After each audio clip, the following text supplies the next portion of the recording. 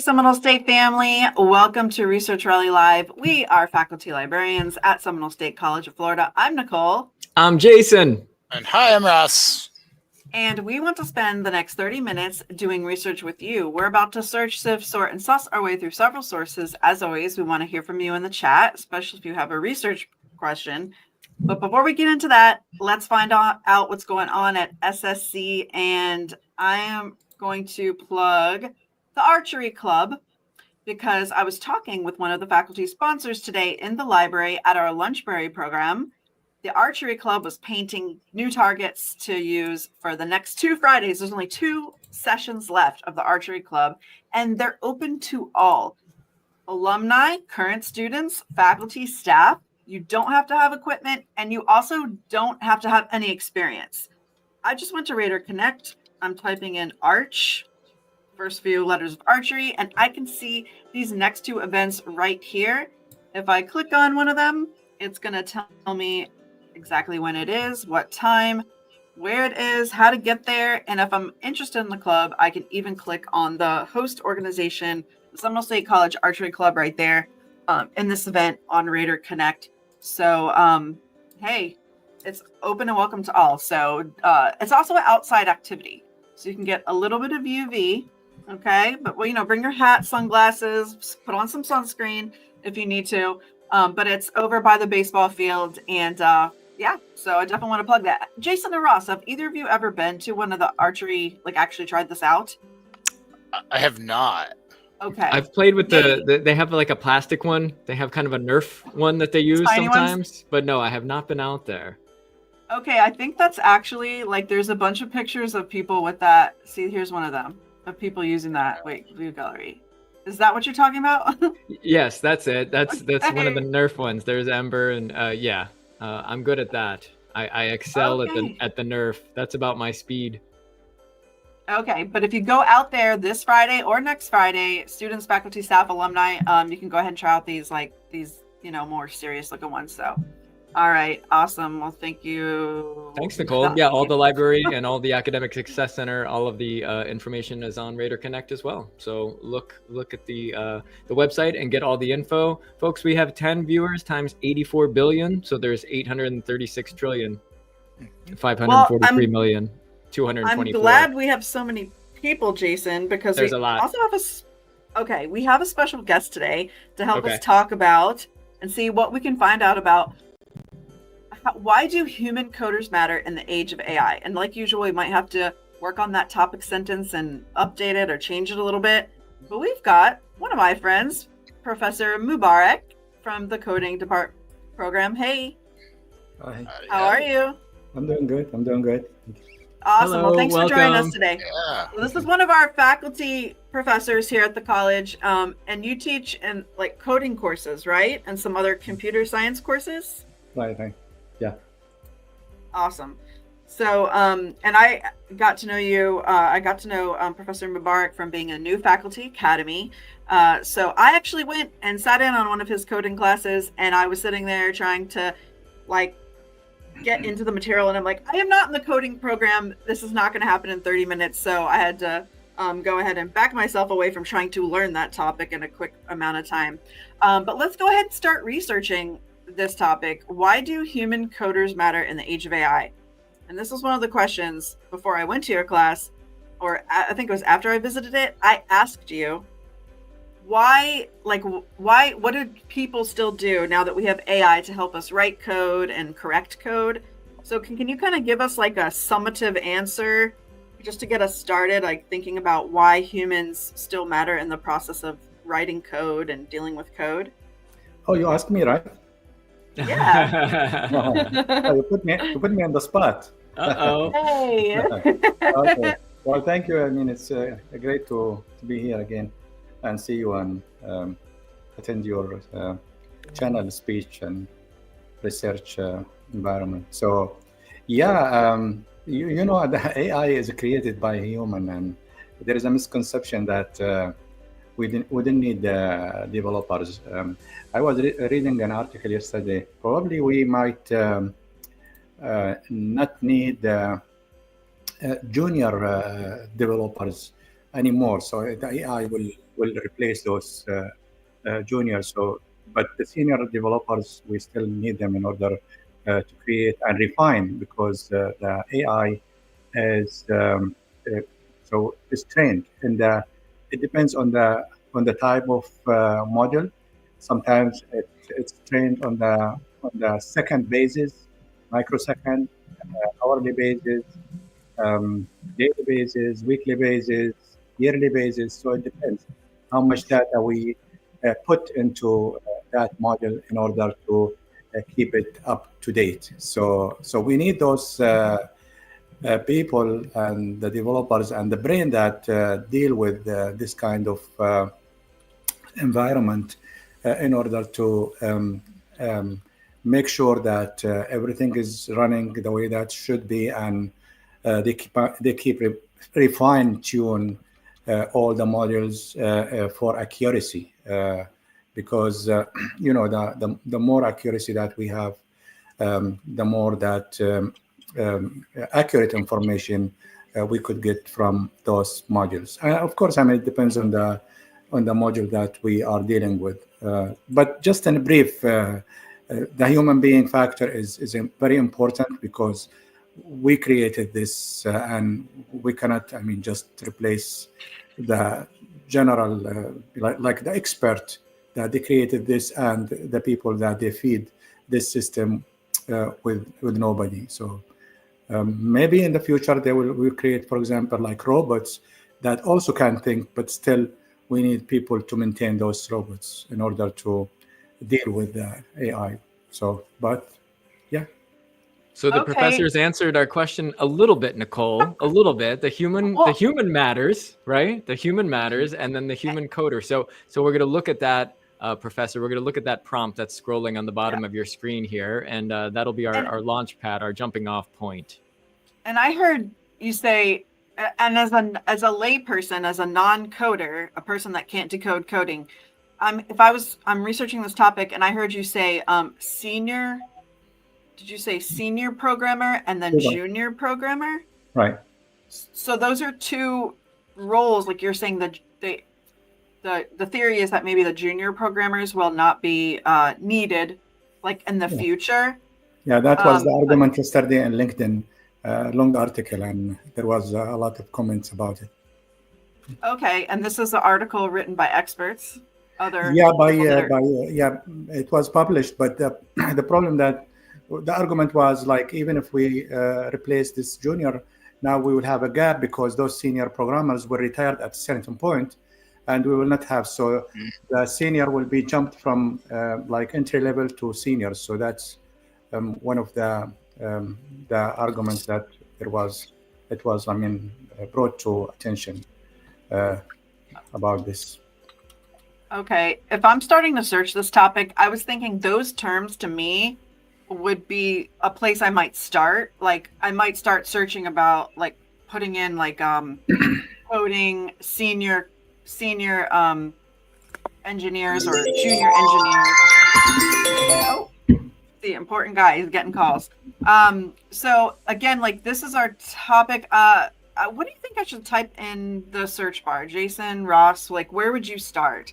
I'm glomming onto those terms of like junior engineer or junior programmer, senior programmer, but did you hear any other buzzwords when the professor was talking that give you some ideas? Part of my challenge is I don't know enough about the vocabulary to really come up with a strong search approach. Like, I've been playing around with some of the words too, like artificial intelligence and coding and like staffing, employment, engineer. I don't know. I don't know exactly how to express what's in my head. That's where I'm at right now. Okay. And so maybe, Nicole, maybe we can just cut out some of the other like why and do and in and the and of. We can probably cut that. So maybe human coders, AI, and okay. see. And matters is kind of a problematic word, because what do we mean by matters? Like, if someone matters, like, why do they matter? Like, it's because of something they do. So what are like the verbs of like what they would do? I think that's an issue with this topic sentence. So yeah, if a student came to me with this sentence, I wouldn't put the word matter in a search box. I'd think of some other term that more closely describes what exactly we're talking about. And students like in the chat, Ross, let us know, yes or no. You understand what we're doing here? So we all have this hypothetical prompt, right? We've all been given this. There's no green light to pick what we want. So why do human coders matter in the age of AI? And what we want to do as librarians, we want to kind of dissect some of this and put in the keywords that we're using, which is probably the same, Professor, as prompt engineering, right? We want to make sure that we're asking these questions that are going to yield the highest results based on our information needs, which differ from person to person. But in this hypothetical class, we have the same information need. Why do human coders matter in the age of AI? So Nicole, maybe let's roll the dice, if you will, and see what keywords we have, and then hit the yellow search button. And we are at... I don't even know if human coders is like a proper phrase. That was my guess when I created this prompt. It is. We have it, Nicole. Green light. Professor says it is. Oh, okay, good. All right, so we've got a list. And again, this is the library. On the library homepage, there was like that basic search box right here. That's where I started. Easy peasy. Just Google Seminole State Library and you'll get to this page. And again, like Jason said, I clicked that yellow search box. And I don't need library chat because we're here right now. I've got a list of like 212 results. This is from all over the library. It could be books that are on the shelf to articles that are on the online databases. So I'm going to scroll down my little list here.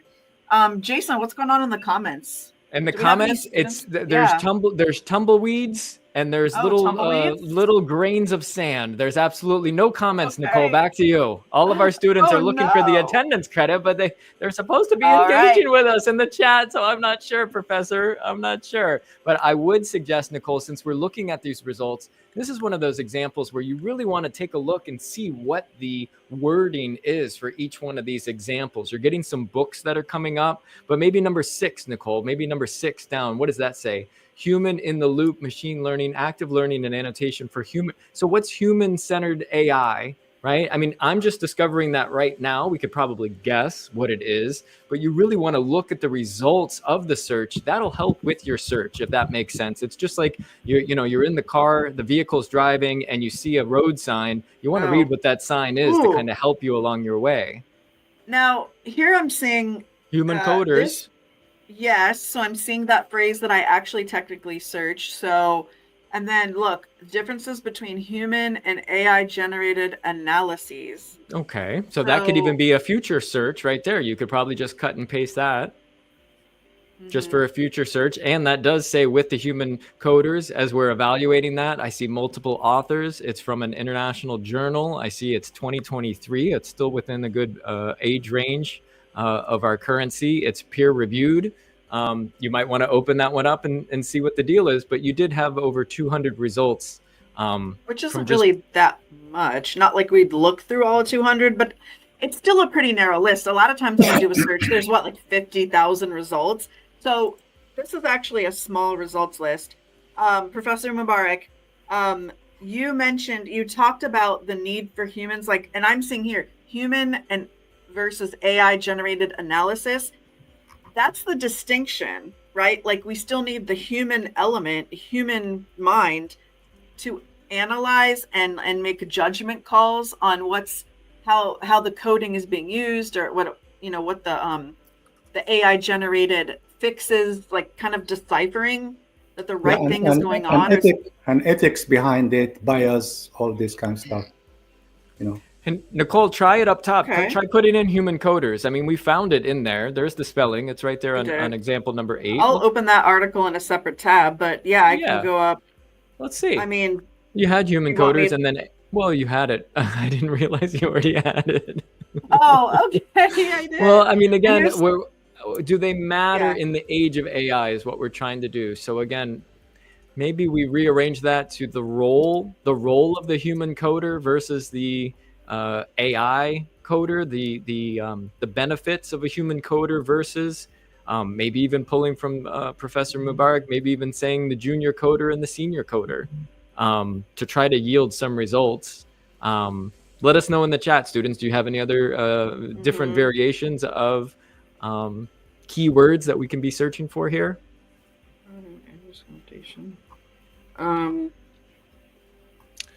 And Ross brought up a good point earlier. Sometimes you'll have something like AI or USA. Do you want to spell that all the way out? Do you want to put artificial intelligence and spell it all the way out? Will that yield more results? You might want to give that one a try, especially with this one. I think artificial intelligence tends to work a little bit better than AI. Just AI. Let's take a Okay. look. Let's spell it all the way out. Also, I'm going artificial intelligence, and for the sake of argument, I'm putting them in quotations, so I'm actually just searching that phrase instead of those two separate words. And I did use truncation here, and I used it inside quotations, so we'll see what happens. But the truncation will search engineers, engineering. Just thought it might help. We'll see. Wow. Okay, I have no idea what this means. So we're getting into some uncharted places. Artificial intelligence uncertainty. Okay. And you're also getting different results, right? I mean, the resource types are ranging from books to articles. You might want to narrow that down if you were looking at specific things, but now you're getting into nuclear power, and it looks like it's stopped. So I'm at a dead end here. That's not really working out for me. I'd maybe try to get rid of some of those bells and whistles there. Yeah, I would probably just do engineer. I think I'm gonna. This is part of the research process, right, Professor? Well, the other thing that I'm stumbling on when I'm searching, or I'm searching through Google Scholar, is I think it's somewhat of a philosophical question in a way. Like, I don't know that there's evidence that says this is what happens when AI replaces code. Like, I don't see it in the literature. So I think a lot of this is we're kind of making assumptions about what we think would happen and looking for things to kind of backfill the evidence. So I'm not really seeing a lot in the literature that specifically ties those two things. I see a lot about human interaction with AI and how it's helping coders, but I don't know. I guess it goes back to Ross, maybe the benefits of, or maybe even put a versus in there, whether you spell versus out or VS period, to see, or even a pro con. What's the pro con of a human programmer versus, or human coder versus AI? And each one of those suggestions, as I said, in my head, I would roll the dice on each one of those and see what happens. To Ross's point, we're not really getting the prompt. And this is where you'd get all the feedback in your hypothetical class, Professor, where they'd all say, well, we searched that in the Google and we're not getting anything. So you can search, for example, human programmers and artificial intelligence. Okay, human programmers and artificial. So we're getting some keywords from our guest expert. Also, Mubarak, do you remember what journal, the name of the journal that article was in? If we can pinpoint, it was LinkedIn. It was in LinkedIn. Article, but I did not pay attention. Where did that article come from? I was just reading the article, and also I was reading this journal. Also, it has a lot about coding. Okay, so that's a professional journal. One of the things we can do if we're trying to narrow in on a place to find information related to our topic, if we know a journal name that has information on that particular topic, I can go to journal search, and I don't know if we have code. So I know this is, again, the name of a particular journal that I've been given to by our guest expert, and I'm going to see if I can pull up the journal code. Okay, no, I guess we don't have code. Just code. Coding. Okay. I will say I did have better luck using the word programmers over coders. I'm seeing a lot just better stuff. Okay, and wasn't that and Mubarak, wasn't that what was the keywords you just gave me? Didn't you say something about programmers? Tell me again. Programmers and artificial intelligence. Okay. Yeah, he was making an advanced search. He was putting the Boolean operator in there. So programmers and I like programmers. Let's see what it is. April says April Rose would be looking in the library databases. Good. Other students, what are we looking for? See, looking like in the library, right? that first article is more along the lines of stuff I was seeing now, where it's almost like kind of like This one. positing an idea, like would this happen? That kind of stuff. I have seen a lot of that. Okay. So wow. I don't, I have no idea what these terms are. So again, when we do the research process, a lot of times we come across things, we learn new things. That's like normal. So if I wanted to still maybe use this article, I'm going to Google search and see what this means and see if it's actually bringing me in closer to my thesis statement, my research topic. I'm going to click on that title, and I can also scroll down usually, and get a description, but I don't see, there's not a description here. Let me click on the link under view online, check for full text. Students, this is how you would actually get to see an article. A lot of times there's also a link to download the PDF immediately. That's kind of like either or, you can click on either of these. And But if I were to advise my students, I would tell them go to ACM computer machinery, because all their stuff related to computing will be dumped in that databases. okay, and that's an online database that's not behind a paywall. Is that correct? You were telling me about this before. Yeah. So it's, what is it? ACM? What does that stand for? It's ACM computer machinery. Okay. Computer. So if people Google that, they can get to that if they want to access that, correct?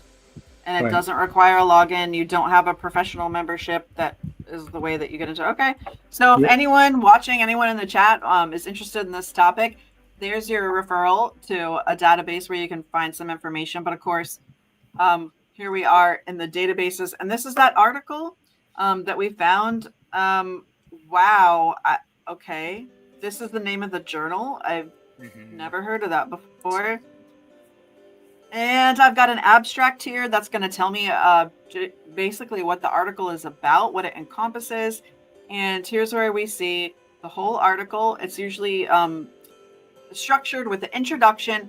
And if I kind of want to have a preview of if this article can really be useful to me, one of the tips we tell students a lot of times is scroll all the way to the bottom and check out the conclusion and read the introduction and the conclusion. And a lot of times that helps you decipher if an article is worth pursuing further for your information need. And I love the Gale databases because usually we have these more like this links over to the right of the article. So if I find this one helpful at all, I might find some of these other articles helpful as well that are put for me over on the right hand side of the page. So, and you also have, you could see the blue links in there. Those are going to be hot links that you can link to. I'd probably click on artificial intelligence. I'd probably scale everything way back, Professor. If it was my first day of class and I didn't know what AI was, I'd want to get a core definition, either from an encyclopedia or a dictionary. And it looks like Nicole's doing that. You could see those are the different options that are coming up.